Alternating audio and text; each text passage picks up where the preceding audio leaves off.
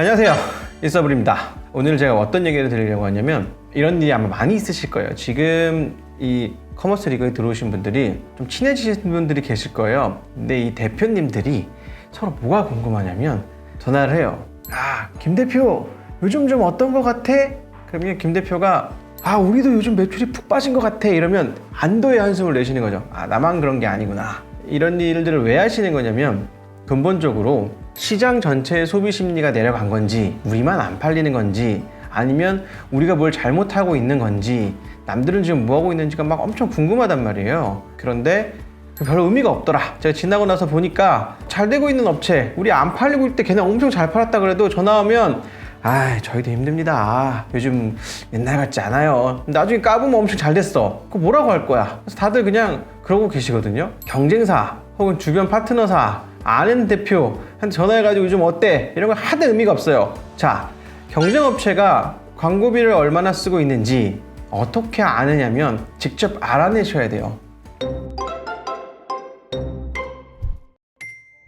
제가 옛날 글을 보다가 이걸 옛날에 어떻게 했냐 보니까 잡지를 보면 잡지마다 단가가 있어요. 페이지 한 페이지가 나간다 그러면 뭐 한 200만 원, 그 다음에 물건 조금씩 나간다 그러면은 어떤 랭크 이렇게 설명해 주는 거 있잖아요. 그거 한 30만 원. 물론 이건 제가 했던 사업을 기준으로 말씀드리는 거예요. 뷰티나 패션 같은 영역에서 보면 또 각 영역마다 해당 잡지들이 또 있어요. 낚시는 낚시 잡지가 있고 뷰티는 뷰티 잡지가 있는데 그 단가는 견적 받아보시면 나옵니다. 그래서 대충 추론이 가능하고요. 저는 뷰티 기준으로 말씀드리면 뭐 전면 한 200만 원, 뭐 작은 건 30만 원 이렇게 해서 얘네가 광고를 몇 개 했는지 세어보는 거예요. 잡지 서너 개를 가지고. 왜 서너 개냐면 광고비를 한 달에 총액으로 얼마를 쓰느냐가 중요한 게 아니라 지난달보다 덜 썼느냐 더 썼느냐 혹은 어떤 제품에 쓰고 있느냐가 더 중요하기 때문이에요. 왜냐면 총액은 정확하게 때려 맞출 수는 없어요. 그냥 비중으로 보는 거지. 근데 이 총액은 얘네가 쓰는 예산은 늘 비슷할 거 아닙니까? 그래서 월별로 할당된 예산으로 추론이 가능하기 때문에 얘네가 늘렸다 줄였다 하는 걸 보면서 전체 예산에서 이렇게 맞추면 비례적으로 어느 정도 추산할 수 있습니다. 그 다음 유튜브는 광고에 나간 영상은 다 공개가 되어 있습니다. 그래서 그 채널에 갔을 때 평균적인 조회수 말고 조회수가 빵 튀어있는 애들이 있을 거예요. 댓글 수도 별로 없어. 그럼 이게 뭐다? 광고를 돌린 거예요. 그러면 대충 곱하기 하는 거죠. 한국 기준으로 돌렸다고 생각하니까 3원, 5원 이렇게 곱하기 하는 거예요. 그럼 얘네가 이걸로 광고비 얼마 썼구나 알 수 있는 거고, 이걸 누적해가지고 몇 달 모니터링 해주면 월별로는 얼마 썼구나도 읽어집니다. 자, 페이스북, 인스타그램 노출 광고인지 전환 광고인지는 알 수는 없어요. 물론 CPM 단위는. 근데 노출 광고 버리고 전환 광고라고 가정하고 그냥 CPM 10,000원이라고 때려놓고 얘네가 얼마 썼겠구나 추산하면 크게 다르지 않습니다. 그래서 경쟁사의 그 매출액과 마케팅비를 추산해 보는 거죠. 제가 저번에 매출은 어떻게 추산한다고 했죠? 댓글로 댓글은 8에서 10%만 다니까 쉽게 계산하면 한 10배 팔리겠구나. 이거 자사몰 기준이잖아요. 그러면 나머지는 좀 체크를 해보셔야 돼요. 쿠팡, 옥션, 지마켓 이런 주요몰들을 체크해 보시면서 감인데 주요몰들 플러스 자사몰을 추정해보고 이거보다 1, 20% 좀 더 팔렸겠거니 하고 그 회사의 제품의 트래픽을 보면 비슷합니다. 그러면 이제 그걸 추론해놓고 나면 남들은 이번 달에 더 판 것 같고 덜 판 것 같고를 알게 돼요. 그러면 어떤 불안감이 없어지냐? 나만 못하고 있는 건가? 나만 삽질하고 있나? 이런 불안감이 없어지는 거죠. 그것만 알게 되면 조금 더 용기 있게 지금은 존버의 타이밍이구나, 아니면 지금은 지금 다들 광고비를 막 올리면서 출혈하고 있어. 그럴 때는 우리가 굳이 가서 피 튀기는 그 혈전에 들어가야 되니까 우리는 그 광고에서 승부하는 거 말고 고객과 접근할 수 있는 다른 아이디어를 좀 내보자. 굳이 내본다면 스타트업들 있잖아요. 청소라든가 빨래라든가 이런 분들 직접 X배너 Y배너 해놓고 전단지 돌리셨어요. 그거 왜 했을까요? 그거 생각보다 CAC가 낮습니다. 효과가 높아요. 나중에 굉장히 큰 캠페인을 할 때에는 그게 미미해질지 모르지만 처음에 광고비 수백만 원 쓸 때에는 사람이 그렇게 한 명 한 명 인사하고 진심을 담아서 전단지 전달해 드리는 게 꽤 커요. 앱을 파시던 커머스를 하시든 다 마찬가지예요. 내가 꼭 온라인에서 커머스를 한다고 불특정 다수를 잡아서 마케팅을 해야 된다? 꼭 그렇지 않습니다. 내 주변에 있는 분들, 우리 동네에 있는 분들한테도 마케팅을 해서 조금씩 올리는 그런, 그러니까 광고 시장이 지나치게 포화되어 있을 때는 사이드로 해보는 거를 굉장히 추천을 드린다. 자, 돈 쓰는 광고를 얘기를 했어요. 그럼 또 있죠. 요즘 인플루언서가 대세 아닙니까? 인플루언서 핫하다던데 그것도 추천이 가능합니다. 뷰티 유튜버 기준으로 100만 유튜버는 한 5천만 원 받습니다. 정말 비쌀 때는 한 2억까지 갔었었는데 중국에서 한국 화장품들이 너무 잘 팔릴 때 얘기고 지금은 한 5, 6천만 원, 5천만 원 수준으로 되는 것 같고요. 인스타그램 같은 경우에는 10,000명 이하는 뭐 10만 원, 뭐 2, 3만 명까지는 30만 원 이런 것 같고요.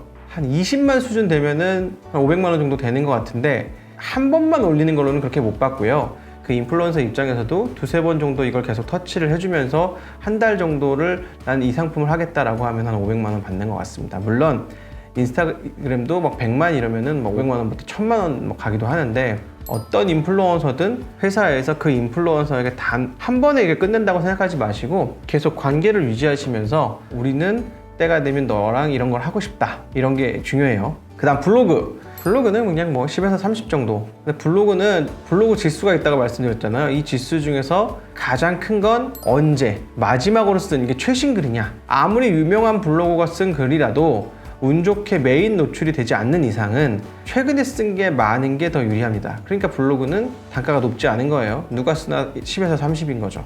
남들이 이런 식으로 어떤 활동을 하는지에 대한 것들을 체크를 해봐야 우리도 다음 스텝을 밟을 수가 있어요. 이걸 모든 걸 다 해야 되는 건 아니에요. 근데 내가 경쟁하고 있는 누구는 이걸 하고 있는데 우리는 이거를 이 돈 들여서 할 것이냐 말 것이냐는 그 상대가 하는 거를 보면서 우리가 계산을 해볼 수가 있어요. 예를 들면 내가 경쟁하고 있는 누가 500만 원 들여서 유튜브를 섭외해서 뭘 했대. 그러면 그날의 네이버 트렌드를 뽑아봐요. 트래픽이 튀었는지 안 튀었는지를 보고 한 일주일 뒤쯤 가서 그 시점에 특별히 많이 늘어났는지를 날짜별로 쪼개서 보는 거죠. 그러면 내가 돈을 쓴 것도 아니지만 다른 회사나 남이 한 걸 가지고 돈이 얼마 썼는지 추론이 또 가능하거든요. 어떤 유튜버인지에 따라서 어떤 인스타그래머 인플루언서인지에 따라서 자기가 반응하는 팬층이 달라요. 그래서 우리는 어떤 상품을 어떻게 할 것이냐 이게 굉장히 중요하고 꿀팁을 또 하나 드리고 가면 인스타그램이 됐던 유튜버가 됐던 돈을 쓰실 때는 한 번에 쓰시는 게 낫습니다.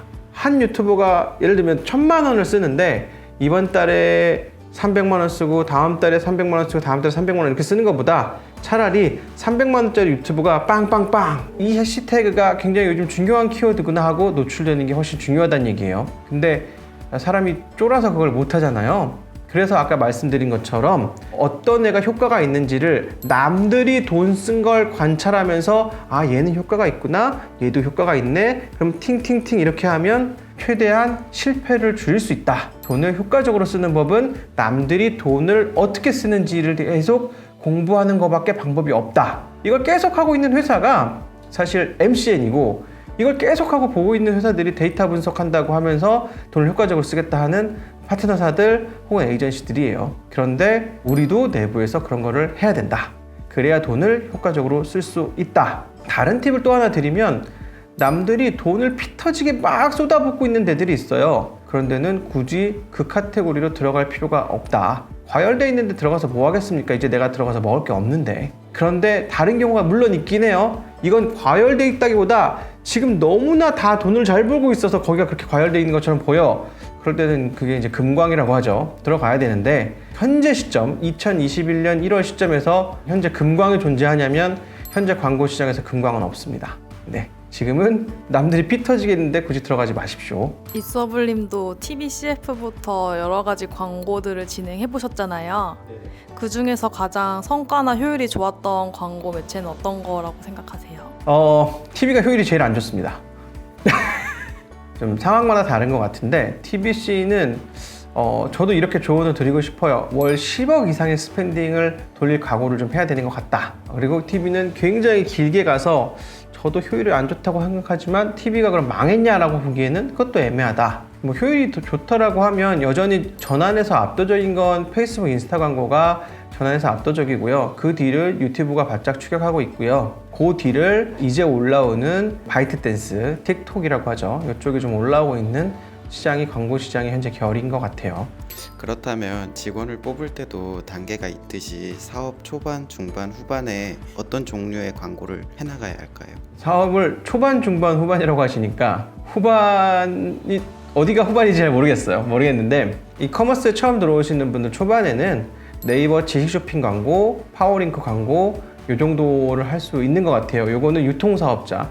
브랜드 사업자는 오가닉 광고를 할 수 있어야 되는 것 같아요. 오가닉 광고라는 건 인스타그램이라든가 유튜브를 통해서 내가 오가닉하게 그래도 어느 정도 바람몰이를 할 수 있는가, 사람들이 좋아하는 컨텐츠를 만들어줄 수 있고 반응하는 컨텐츠를 만들어줄 수 있는가가 브랜드 사업을 하시는 분들의 얘기인 것 같아요.